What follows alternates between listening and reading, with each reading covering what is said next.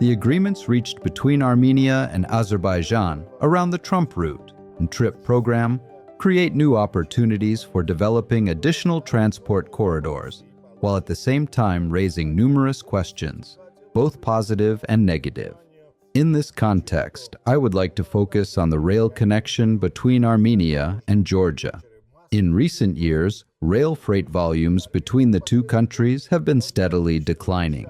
Over the past decade, export cargo from Georgia to Armenia has gradually dropped from around 1.4 million tons to roughly 800,000 tons. At the same time, a significant portion of cargo shifted from rail to road transport, which contributed to the growth of this segment.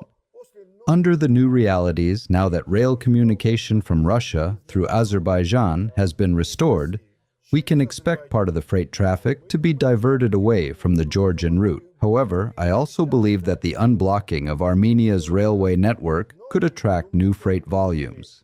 Nevertheless, this still requires thorough study, as we are currently relying primarily on analytical forecasts. Georgia has already completed major infrastructure projects.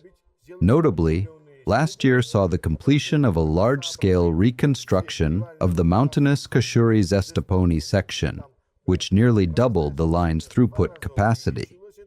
This creates opportunities to expand freight operations for both shippers and consignees, including along the Azerbaijani-Armenian route, which will benefit the Georgian railway as well.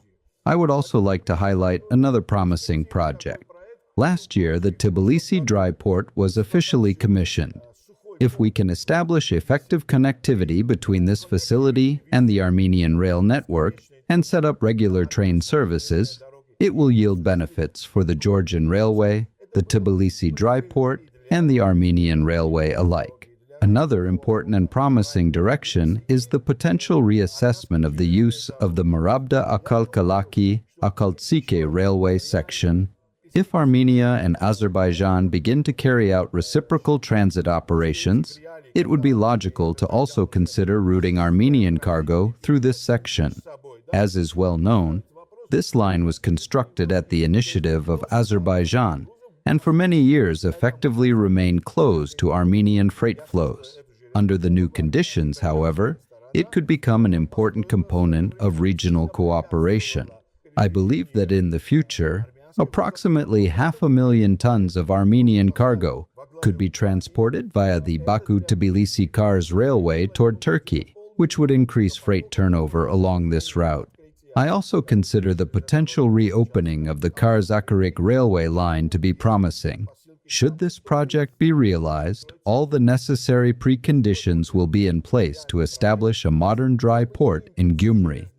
This would give new momentum to the development of Armenia's rail network, attracting not only rail freight, but also road cargo flows. In that case, Armenia could actually become a regional transit country, facilitating freight transport between Turkey, Azerbaijan, and in other directions. Naturally, this process may to some extent reduce road transit through Georgia.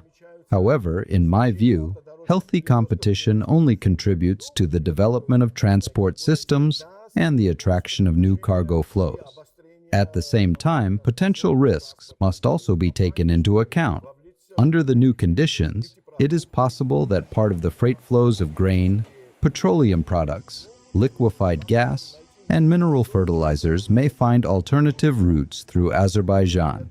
According to my estimate, the Georgian route could lose about 2 million tons of transit cargo, which represents roughly 15% of its current transit volume.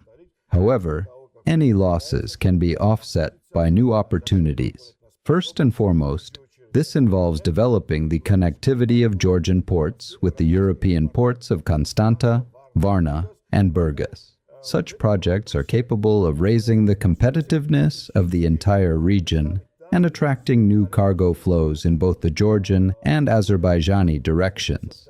For this reason, I assess regional unblocking overall as a positive process for the entire South Caucasus.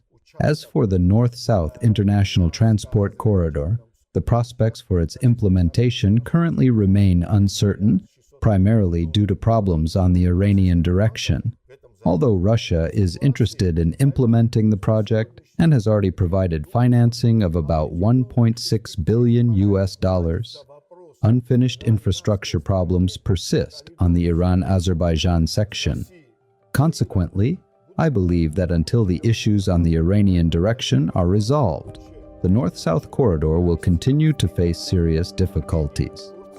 At this stage, I see the development of Armenia-Turkey connectivity and the attraction of new freight traffic in that direction as more realistic.